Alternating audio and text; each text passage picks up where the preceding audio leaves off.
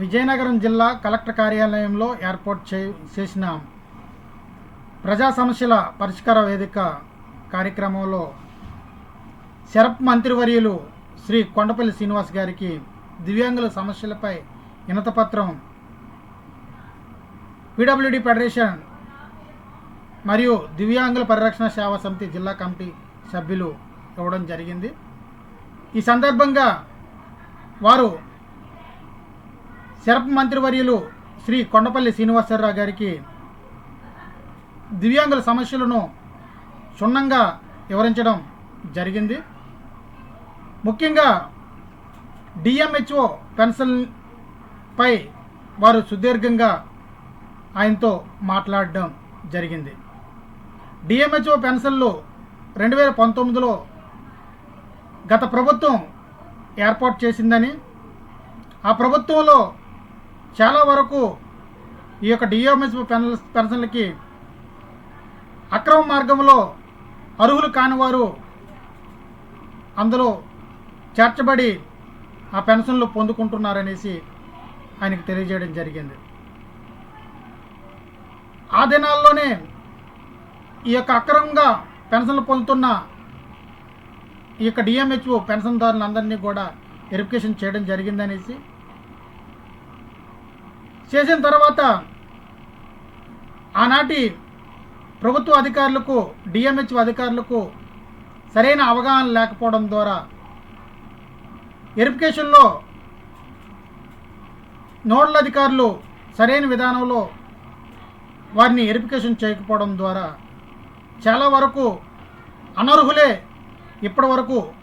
DMHO పెన్షన్ను పొందుతున్నారనేసి, అర్హులైన వారిని అందరినీ కూడా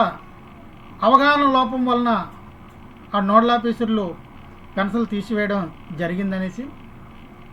9 నెలల వరకు వికలాంగుల పెన్షన్ కూడా పొందుకోలేని దివ్యాంగులు ఎంతోమంది ఆ రోజు ఉన్నారని ఆయనకు వివరించడం జరిగింది. అయితే ఈ యొక్క కూటమి ప్రభుత్వంలో వచ్చిన జీవో ప్రకారంగా పూర్తి స్థాయి వైకల్యం ఉన్న దివ్యాంగులందరికీ కూడా 15,000 రూపాయలు పెన్షన్ ఇస్తామనేసి చెప్పడం జరిగింది. దాన్ని మన గవర్నమెంట్ అధికారులు ఏ విధమైనగా అర్థం చేసుకున్నారో తెలియదు, కానీ ఆ డిఎంహెచ్ఓ పెన్షన్దారులందరికీ కూడా ఎవరైతే ఆనాడు గత ప్రభుత్వంలో ఇచ్చిన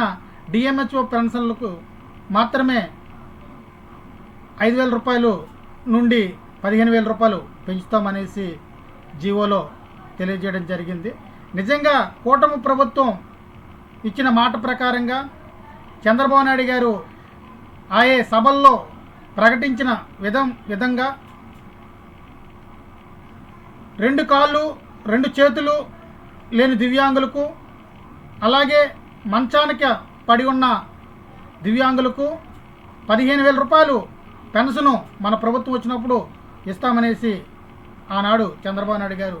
ప్రతి ఒక్క సభలలో మాట్లాడడం జరిగింది. కాబట్టి ఈ విషయాన్ని తమరు గమనించి పూర్తిస్థాయి వైకల్యం ఉన్న మంచానికి పడి ఉన్న దివ్యాంగులందరినీ కూడా ఈ యొక్క ప్రభుత్వం గుర్తించే విధానంలో చర్యలు చేపట్టాలనేసి, అలా చర్యలు చేపట్టి అర్హులైన అందరినీ కూడా వారి యొక్క డేటాలను సేకరించి వారికి రాబోయే దినాల్లో 15,000 రూపాయలు డిఎంహెచ్ఓ స్కీమ్ ద్వారా పెన్షన్ వచ్చే దిశగా చర్యలు చేపట్టాలనేసి శరప్ మంత్రివర్యులు శ్రీ కొండపల్లి శ్రీనివాసరావు గారికి అడగడం జరిగింది. ఆయన ఈ విషయంలో సానుకూలంగా స్పందించి ఇంకా పెన్షన్లు కొత్త విధానం ఇంకా రాలేదు కాబట్టి ఆ విధానం రాగానే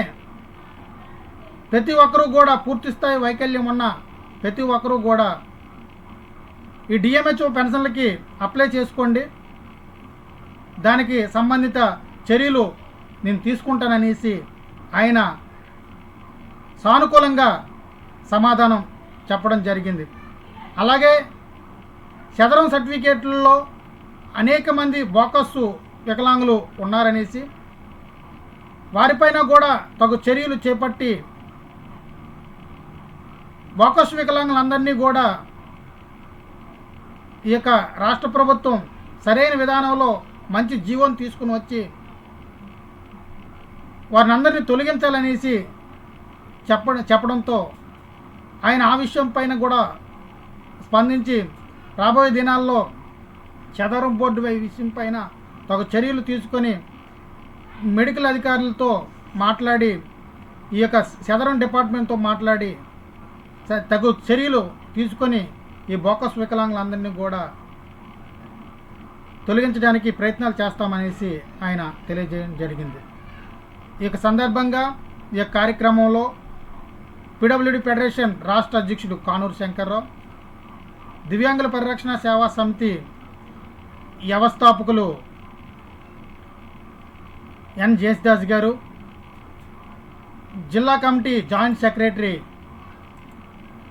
జి రాజేశ్వరరావు ఈ కార్యక్రమంలో పాల్గొన్నారు.